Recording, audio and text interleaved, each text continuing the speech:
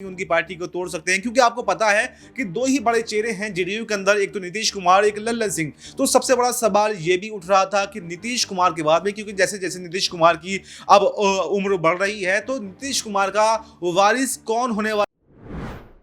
तो क्या नीतीश कुमार को भी अब लगने लगा है कि सीएम कुर्सी संभालना उनके बश की बात नहीं है?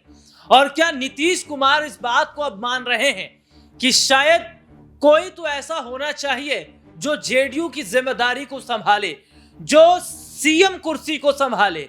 और क्या बिहार में होने वाले विधानसभा चुनाव से पहले एनडीए की तरफ से दिया गया बयान कि अभी तक हमने सीएम चेहरा नहीं तय किया है, क्या अब लगने लगा है नीतीश कुमार को कि शायद अब राजनीति को विराम देना चाहिए? लेकिन कौन है जो जेडीयू को संभालेगा? कौन है जो नीतीश की जगह लेगा?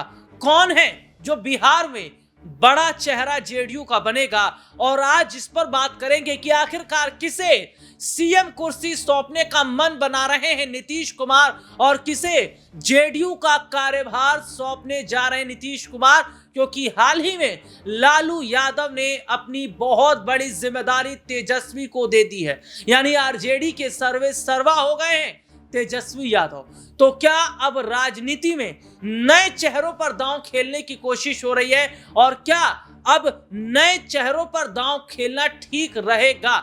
नमस्कार, मैं हूं राहुल शर्मा और आप देख रहे हैं आज का हमारा सबसे खास प्रोग्राम। और आज के इस प्रोग्राम में हम बात कर रहे हैं बिहार की, और बिहार में विधानसभा चुनाव से पहले क्या है माहौल, इसी पर बात करने के लिए हमारे साथ हमारे खास सहयोगी अब्बास भाई बने हुए। अब्बास भाई, बहुत बहुत स्वागत है इस प्रोग्राम में आपका।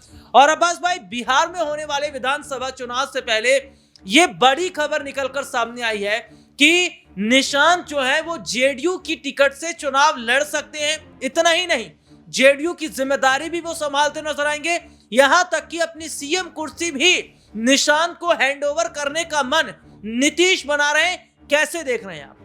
देखिए, ये बिल्कुल सही खबर है कि पिछले काफ़ी समय से ये देखा जा रहा है, जो निशांत कुमार कभी राजनीति में एक्टिव नहीं थे, लेकिन इस समय काफ़ी बार ऐसा देखा गया कि निशांत कुमार राजनीति में एक्टिव होते हुए दिखाई दे रहे हैं। अभी पिछले समय में भी उनका एक बयान आया था और उन्होंने कहा था कि इस बार मैं आप लोगों से अपील करता हूँ कि मेरे पिताजी नीतीश कुमार को ही आप जो है अगला सीएम बनाएं। यानी कहीं ना कहीं नीतीश कुमार की एक्टिविटी ये बता रही है कि नीतीश कुमार बड़ा जो फेरबदल है जेडीयू के अंदर वो करने वाले हैं। क्योंकि जिस तरह से ये खबरें आई थी कि लल्लन सिंह उनकी पार्टी को तोड़ सकते हैं, क्योंकि आपको पता है कि दो ही बड़े चेहरे हैं जेडीयू के अंदर, एक तो नीतीश कुमार, एक लल्लन सिंह। तो सबसे बड़ा सवाल ये भी उठ रहा था कि नीतीश कुमार के बाद में, क्योंकि जैसे जैसे नीतीश कुमार की अब उम्र बढ़ रही है, तो नीतीश कुमार का वारिस कौन होने वाला है, उनकी पार्टी को कौन संभालने वाला है। तो ऐसे में अब जो निशांत कुमार का नाम निकलकर सामने आ रहा है, तो कहीं ना कहीं जैसा कि आपने बताया कि लालू यादव ने अपनी पार्टी की पूरी कमान तेजस्वी यादव को सौंप रखी है, तो ऐसे ही नीतीश कुमार भी अब उसी लाइन पर चल पड़े हैं कि उनकी पार्टी की कमान उनके बाद में कौन संभालेगा। ये सबसे बड़ा सवाल जो है अब तक बना हुआ था, लेकिन जिस तरह से निशांत कुमार की एक्टिविटी अब सामने आई है, उससे इसमें कोई भी दो राय नहीं है कि आगे चलकर निशांत कुमार ही जो है असली वारिस जो है नीतीश कुमार के होने वाले हैं। और ये देखा जा सकता है कि निशांत कुमार इस बिहार विधानसभा चुनाव में कोई बड़ा पद, अहम किरदार जो है वो निभाते हुए नजर आए। अब्बास भाई, आपको ये लग रहा है कि कहीं ना कहीं खुद नीतीश कुमार इस बात को जान रहे हैं, समझ रहे हैं कि शायद वो भी अब कहीं ना कहीं कुर्सी नहीं संभाल पा रहे, सत्ता नहीं संभाल पा रहे? क्योंकि बिहार में जिस तरीके से हमने चाहे मोकामा की घटना को देखा हो, या अगर बात कर ले हम जिस तरीके से बीपीएससी का पूरा मामला हो, जिसमें री एग्जाम का मामला, पटना में प्रोटेस्ट होता है, इससे पहले कई घटनाएं ऐसी घटी हैं जिस पर सवाल खड़े होते नजर आए हैं। तो क्या नीतीश को भी अब ये लगने लगा है कि शायद अब उन्हें संन्यास ले लेना चाहिए, या अब कहीं ना कहीं उन्हें राजनीति से अलग हट जाना चाहिए? क्योंकि नीतीश का एक लंबा अरसा हो गया है बिहार में राजनीति करते हुए, और बहुत पहले खबर भी आ रही थी कि शायद वो आने वाले वक्त में संन्यास भी ले सकते हैं। लेकिन कहीं ना कहीं बेटे निशांत को आगे बढ़ाकर नीतीश ने एक बड़ा सियासी पैगाम भेजा है। इसका क्या असर बीजेपी पर पड़ेगा, क्या केंद्र पर पड़ता नजर आएगा? देखिए, मुझे ऐसा बिल्कुल अभी नहीं लगता कि नीतीश कुमार जो है संन्यास लेने वाले हैं, क्योंकि क्या है, नीतीश कुमार पहले अपने बेटे को ट्रेन करना चाहते हैं। क्योंकि आपको पता है ये लालू यादव ने पहले तेजस्वी यादव को पूरा ट्रेन किया, विधायक बनवाया, उप मुख्यमंत्री तक उन्होंने बनवाया, और उसके बाद में जो है बड़ी कमान सौंपी। जब उनको लगा कि हाँ अब वो पूरी तरह से ट्रेन हो चुके हैं, तब जाकर के उनके हाथ में कमान सौंपी है। तो इस तरह से पहले नीतीश कुमार, मुझे ऐसा लगता है कि कोई बड़ी जिम्मेदारी इस बार बिहार के चुनाव में दे सकते हैं, और अगर सरकार बनती है तो सरकार के अंदर कोई मंत्रालय निशांत कुमार को दे सकते हैं, ताकि वो अपने सामने, अब नीतीश कुमार अपने लड़के को ट्रेन करना चाहते हैं, और जब ट्रेन उनको लगेगा कि हो गए निशांत कुमार, तो उनको बड़ी जिम्मेदारी यानी कि मुख्यमंत्री का चेहरा बना सकते हैं। और ऐसा भी देखा जा सकता है कि ये वाला जो कार्यकाल है, जो चुनाव होने वाले हैं, पहले तो मुख्यमंत्री नीतीश कुमार बनते हुए दिखाई दें, और उसके बाद में बीच में ही अपने पद से छोड़कर इस्तीफा देकर निशांत कुमार को मुख्यमंत्री भी नीतीश कुमार जो है बना सकते हैं। तो मुझे ऐसा लगता है कि जिस तरह से नीतीश कुमार अपने, जैसे लालू यादव ने ट्रेन किया, तो उनको पूरा ट्रेन कर रहे हैं। और ये देखा जा सकता है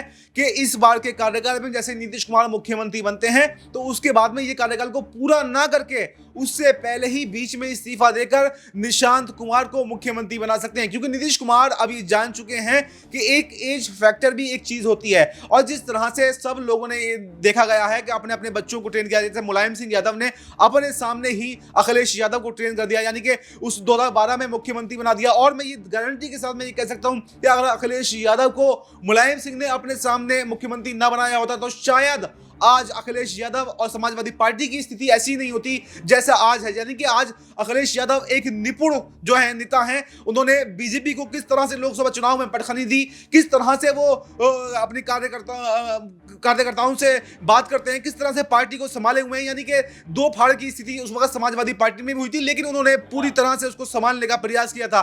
तो इसी वजह से मुझे लगता है कि जो दो फाड़ की स्थिति नीतीश कुमार देख रहे थे, और जेडीयू के अंदर ये सवाल उठने लगे थे कि आखिर वारिस कौन होगा, और नीतीश कुमार कहीं ना कहीं अपने आप को जेडीयू का सबसे बड़ा नेता मान रहे थे, और ये सोच रहे थे शायद नीतीश कुमार के बाद में पार्टी की कमान लल्लन सिंह संभालेंगे। लेकिन अब उन सभी अटकलों को नीतीश कुमार ने विराम दे दिया है, और अब ये साफ कहा जा सकता है कि नीतीश कुमार अपने बेटे पर ही दांव खेलने वाले हैं। मेरा एक सवाल ये है कि जेडीयू में भी बगावत की बात हम देख रहे हैं, या जेडीयू में दो फाड़ की बात देख रहे हैं, और ये खबर भी निकलकर सामने आ रही है कि जेडीयू के अंदर जो अगर बात करें विधायकों को तोड़ने की या जेडीयू को बांटने की, तो उसमें लल्लन सिंह की भूमिका दिखती नजर आ रही है। क्या वाकई अगर लल्लन सिंह नीतीश के लिए खतरा बन रहे हैं, इसीलिए नीतीश कहीं ना कहीं बड़ा कदम उठाते नजर आ रहे हैं? आने वाले वक्त में क्या जेडीयू में बने रहेंगे लल्लन सिंह?